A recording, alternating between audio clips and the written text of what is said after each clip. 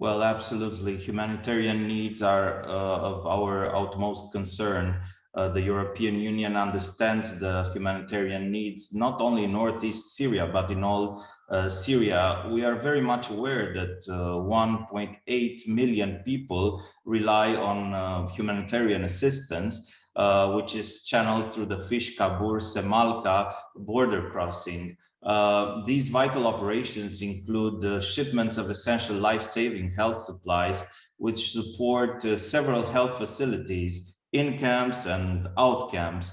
The EU advocates continuously for more humanitarian exemptions and opening of cross-border and cross-line to allow life-saving commodities to enter all Syria, including in northeast Syria. You know very well our stance on the opening of Ali Arubia cross border to facilitate not only the movement of goods, life-saving goods, but also the movement of international aid workers.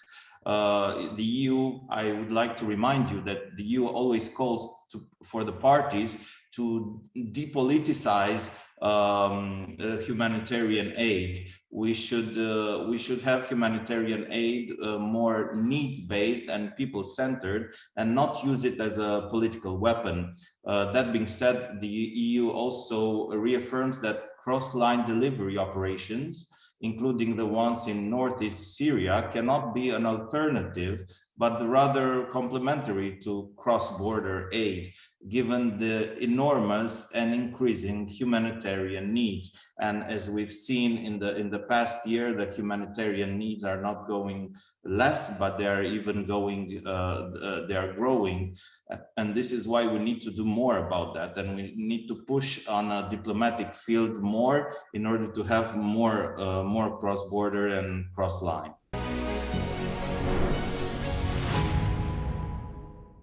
This is a rather optimistic view, and it's not necessarily the reality. Let me tell you that the European member states have the sovereign right to decide on their own political and diplomatic representation abroad, as you know. The presence of member states diplomats in Damascus is not new and does not mean that the European Union is normalizing relations with Damascus. Indeed, we have their member states diplomats appointed as chargé d'affaires, this kind of chargé d'affaires level, and they operate in a reduced capacity. And let me tell you, reduced capacity means reduced capacity, mostly to carry out duties in relation to their humanitarian portfolio or on consular affairs. Today, as reconfirmed most recently by the Foreign Affairs Council, which took place on the 24th of January, the European Union reiterates its call for a political solution and emphasizes that no normalization, lifting of sanctions, or reconstruction is possible until Damascus engages in a political transition and fully implements the United Nations Security Council Resolution 2254. Let me make it clear, the European Union's position ever since the start of the conflict in 2011 has been to advocate for a real political solution to the conflict with support of key international and regional actors under the auspices of the United Nations Special Envoy for Syria, which is now, as you all know, Geir Pedersen. This is still the case right now. Our position did not change despite mounting challenges, and you have security, political, and of course, mounting humanitarian challenges. The EU's political priority in Syria remains in line with the UN Security Council Resolution 2254, as I said earlier, and supports the end, an end to the conflict and the start of a political process. Of course, we're also supporting the step-for-step approach by UN Special Envoy Geir Pedersen, which was recently proposed, And we had consultations even in Geneva with the UN Special Envoy on what would be the steps envisaged. And we are looking forward for more international involvement in this process.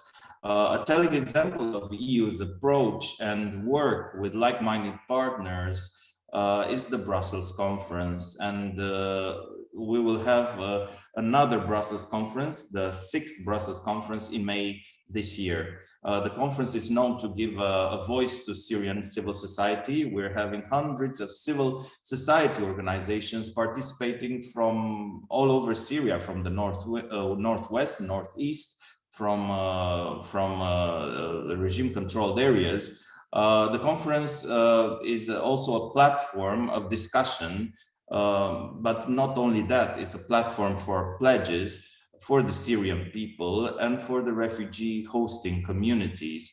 And I'm not talking here only about EU countries that will be involved in this. UN is our partner in organizing this conference, and many other important donors will participate from the Arab world, but also the United States. We believe it is the high time to increase momentum.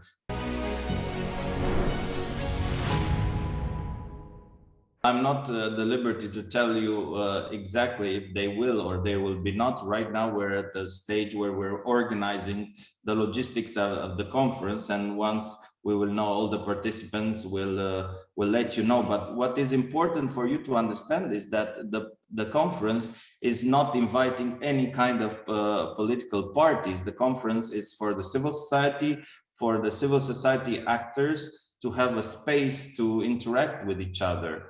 So we're not inviting any officials either from Damascus or from the northwest, nor from the northeast. We're trying to give a space for civil society to be to have a voice for the world to see. We're having, Hadil, more and more humanitarian needs, and now with the problems around the world, the rising more and more, we're having problems in Mali, we're having problems in Ethiopia. You see what has been going on in Afghanistan and in Ukraine. So we are afraid that the Syrian conflict might be forgotten, and this is why we need to get all together and have a voice to remind the world that the Syrians' voice need to be heard.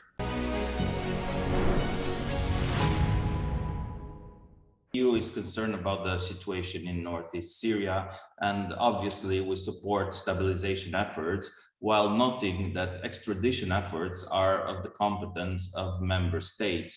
And of course, we know very well that there are people there not only from European countries, but also from Central Asia or Africa. Firstly, I would like to tell you that the EU provides through its partners nutrition, water sanitization and hygiene, and protection to vulnerable children in places such as Huri Center.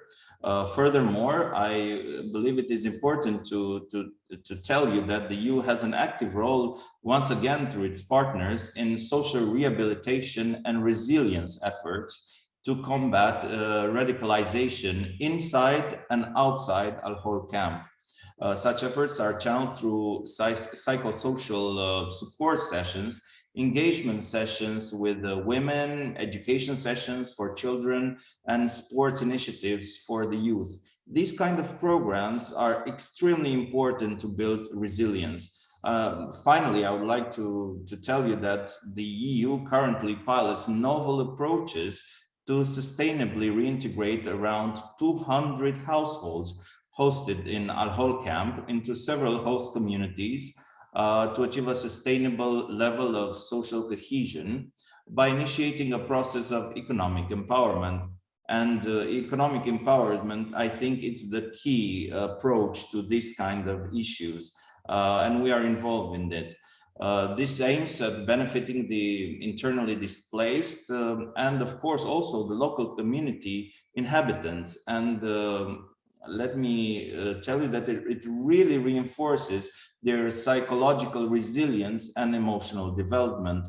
while strengthening and rehabilitating the basic community services which are badly needed at this point.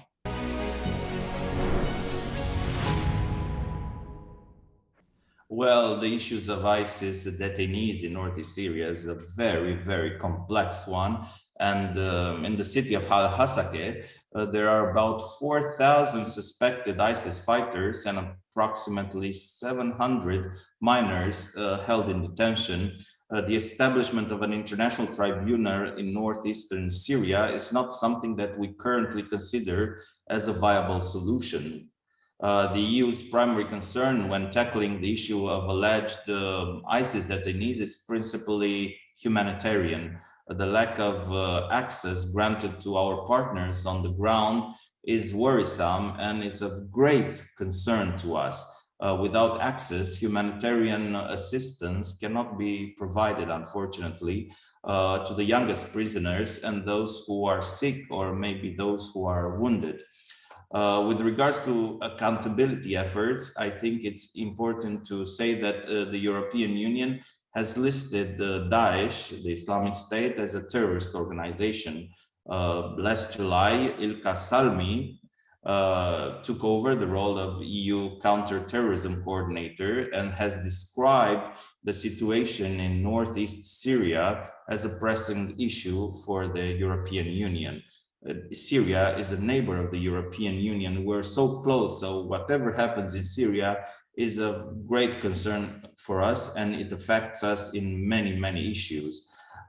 Usually the most common offenses among foreign terrorist fighters are participation or support of activities of a terrorist group. We all know that. The question of repatriations, to come back to that, foreign fighters fall under the competency of each EU member state. And let me give you some examples of what we've done. Just thinking about the Netherlands, for example, the Dutch government proceeded with the extradition of 5 alleged Islamic State family members and 11 children who were being held in Al Roj camp in northeast Syria. Another example, other member states have also taken the lead in prosecuting foreign fighters. And an example is Germany. For example, in November 2021, a German court convicted an Iraqi citizen and member of ISIS. They convicted him of genocide and war crimes over the death of a 5-year-old Yazidi girl who he had purchased and enslaved. German authorities took on the case under the principle of universal jurisdiction. These are just just a few examples of what our member states are doing. Yes, the EU remains at the forefront of accountability efforts carried out across the country, across Syria, not only in the northeast of Syria. The EU supports and has financed the work of the Commission of Inquiry and the International Impartial and Independent Mechanism, the IIIM, and reiterates calls to have the Syria situation referred to the International Criminal Court. In addition, I would like to tell you that the European Union funds the Independent Commission on Missing Persons, which is a very important subject that we're trying to advocate for. And also the UN Special Envoy pays special attention on that. We are also supporting Legal Action Worldwide on their request to hold the perpetrators accountable. So yes, the issue of accountability is also important for us. Let me tell you, with the latest aggression on Ukraine, Russia has committed a gross violation of international law and a gross violation of the principles of the United Nations Charter, not only undermining European, but also global security and stability.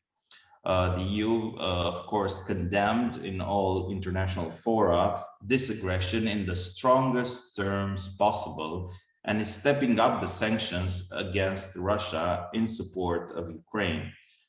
For the first time, even some EU member states will finance the purchase, and they're already financing the purchase and delivery of weapons and other equipment to a country that is under attack. This is indeed a historical moment, a moment that will be definitory for our foreign and defense policy as the European Union. At the same time, the EU is also strengthening once more sanctions against the Kremlin, as well as against Lukashenko's regime. Let us not forget that also the regime in Belarus is supporting this illegal aggression. This war is absolutely detrimental to the fate of many people, mainly, but not only Ukrainians, with ramifications well beyond Europe, including the Middle East, and specifically, as you were saying earlier, Syria. Syrians unfortunately know too well the human suffering and the loss caused by war, as well as the trauma inflicted on people who are forced to leave their countries.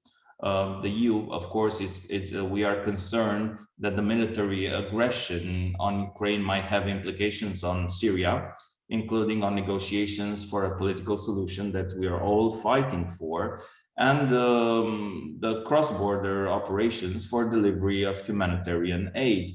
And we are concerned about the 2585 United Nations Security Council resolution on cross-border. That being said, the EU is and will remain committed to support all diplomatic efforts in Syria. We are all committed to diplomacy and to finding political solutions. This is our aim, and we will continue to work in that direction.